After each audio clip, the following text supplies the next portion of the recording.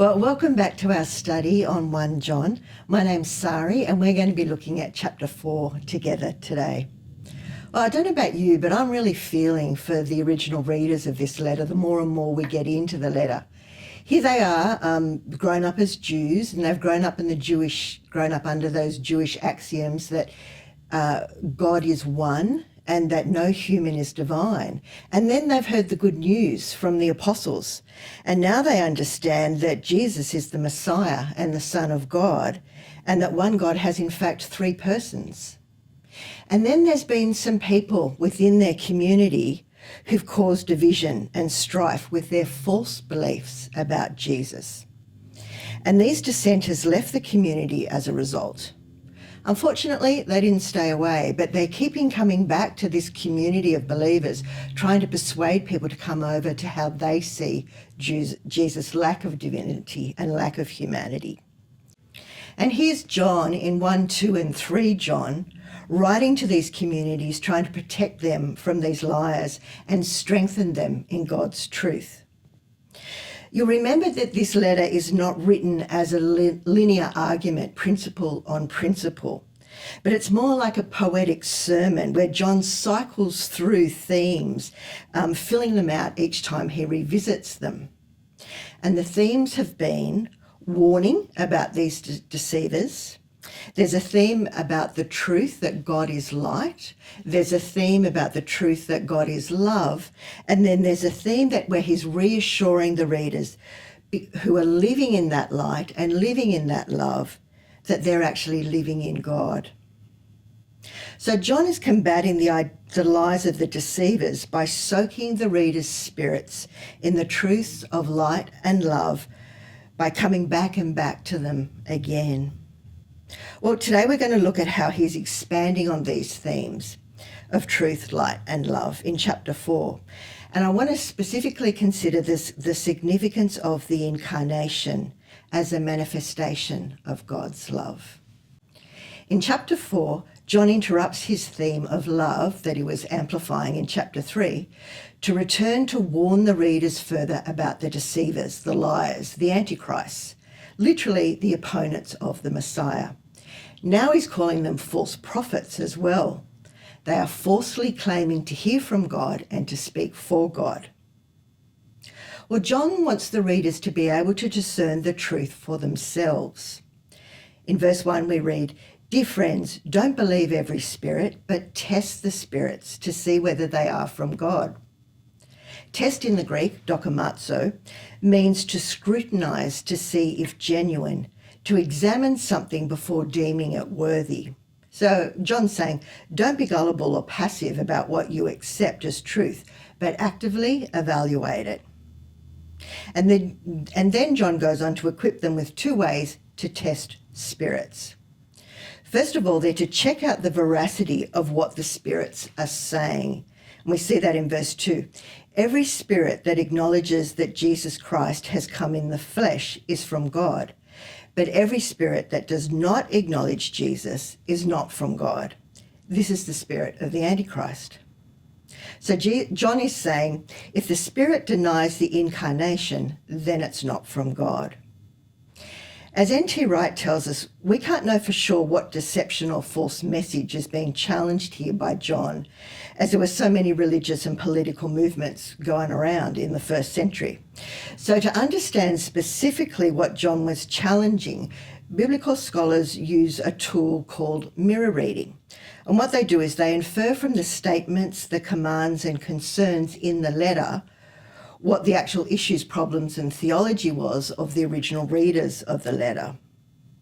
Well, John's whole letter reinforces the truth of the incarnation of Christ as demonstration of God's love. So the inference is that the false prophets were denying the incarnation.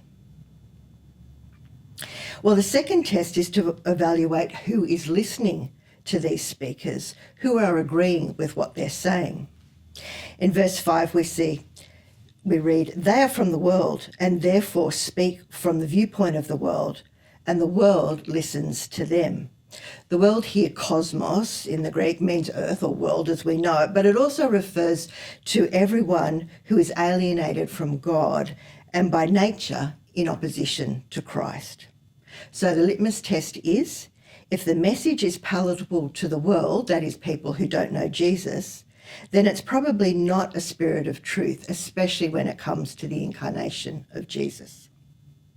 Well, the good news is it wasn't just up to the readers to figure this out for themselves, to establish authenticity, because as we learnt back in chapter 2, the readers have the Spirit, the anointing that teaches them about all things, who will witness to the truth about Jesus Christ.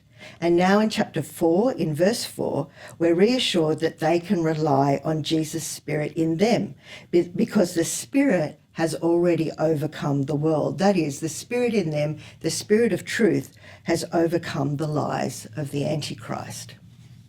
So in summary, what John is saying, what he's wanting them to know is, don't be swayed by what you hear, but actively examine the content.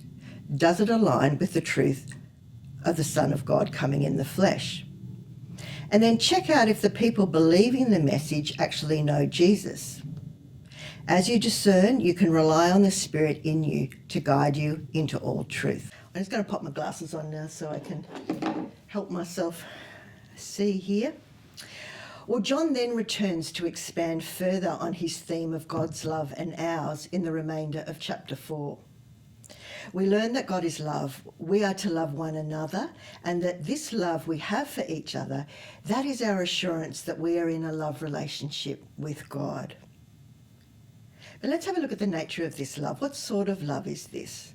Well, as we learnt from Ness in the previous chapter, the word love here is agape. And in this chapter, John uses it 27 times.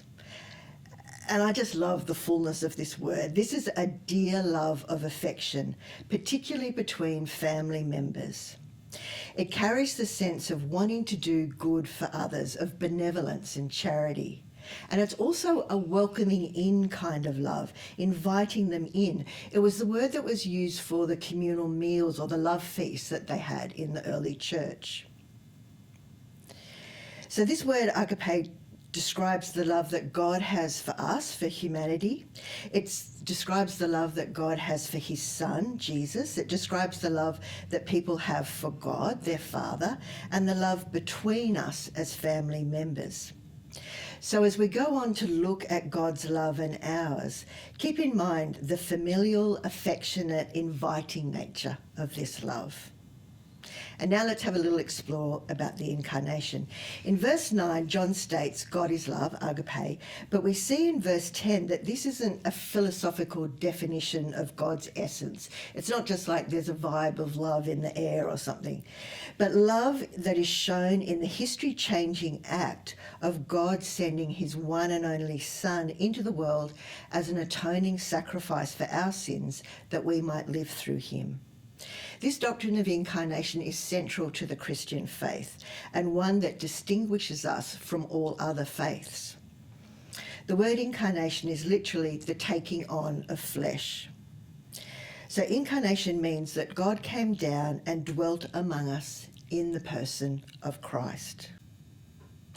Well, Tim Mackie of the Bible Project sums up the message of 1 John as knowing Jesus equals knowing God's love.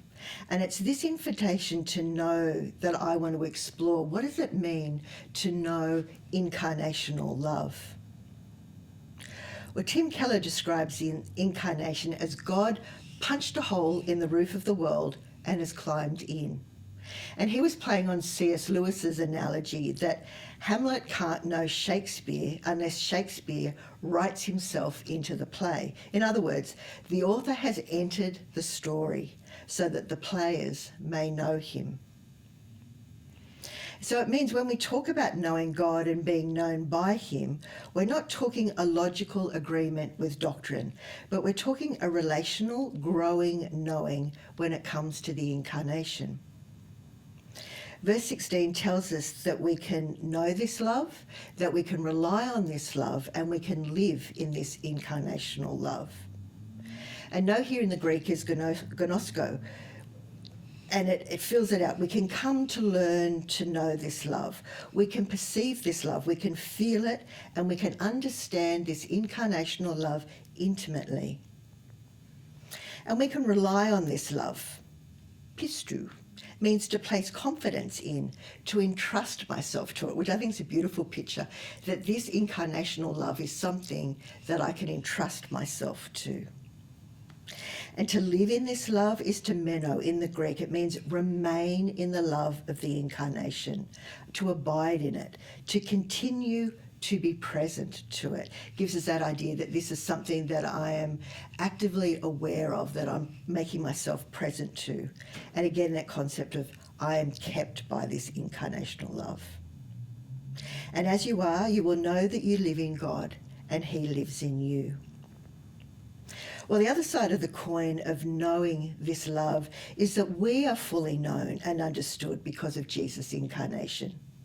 He understands and has experienced our thinking, our feeling, the temptations that we encounter, the suffering that we experience. This is a whole other aspect to explore that unfortunately we don't have time for. But however, you might want to have a reflect on what it means for you that Jesus knows you and your experience in this way. Well, we see that this love comes from God in verse 7, and that he loves us before we ever love him or before we love others. This means that our loving one another is never an attempt on our part to earn love, but it's always a response to his act of coming to us in love. Receiving his love is the beginning of our life with him, and we're not to revert to working for that love as we continue as Christians.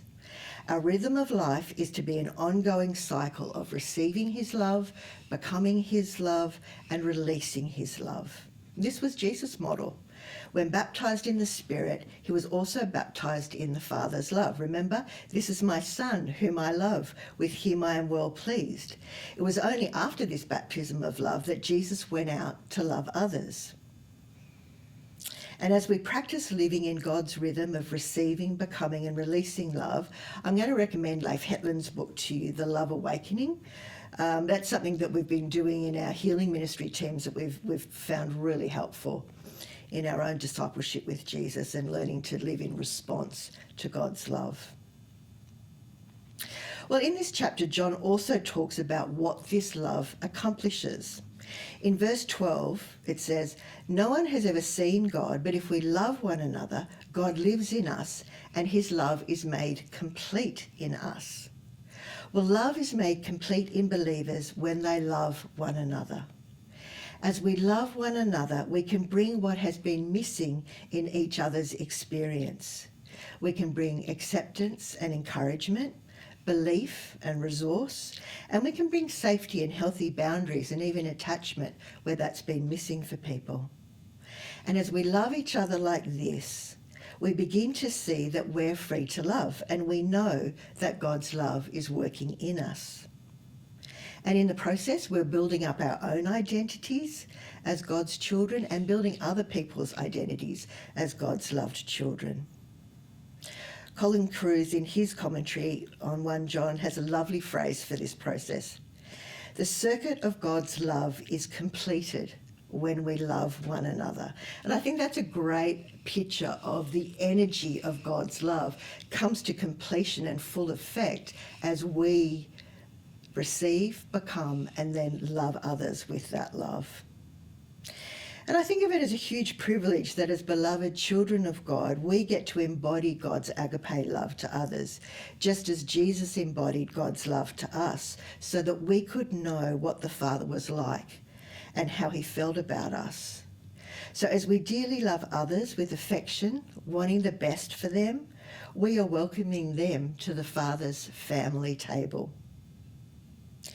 A further accomplishment of this act of love is that fear of punishment has been driven out of our lives. Look at verse 18. If I live in the reality of his incarnation and atonement, then I'm living in a loving relationship with my Father and no longer need to fear judgment or punishment from him. And when I'm loved and accepted by God, I'm freed up from a lot of fear of man as well.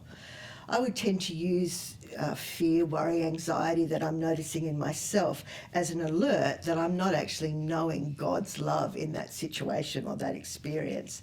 And then I'm going to start a conversation with him. What is it in me that needs further healing, freedom, or filling so that I can know his complete love? Tim Mackie from the Bible Project summarises beautifully what we've learned in chapter 4. You might just want to close your eyes, and I'm just going to read this little summary over you and let it sink into your spirits. God's true children will centre their whole lives on the crucified and risen Jesus, because that is where God's true heart is revealed. We see on the cross that God is a being of total self-giving love. And that love is what compels Jesus' followers to love others in the same way. And when people meet this kind of love in God, it does away with fear and angst forever. So I bless you guys with growing in the experience of incarnational love. And I'll just leave you with a couple of things that you might want to ponder as you meditate on this. We've been thinking about how do we keep the significance of Christ's incarnation potent in our own lives rather than it just becoming sort of like a doctrine that you agree with, something for us to be always making ourselves present to. And I think another sort of interesting thing as women to think about is how are we actively pursuing receiving love from God and from others? We're pretty well enculturated to love and serve others, but as we've been learning in this chapter, we really want to be loving people with the love that we're receiving from God. So have a think about where you make space for that in your own relationship with God. Bless you in the process. We'll see you at the table discussion.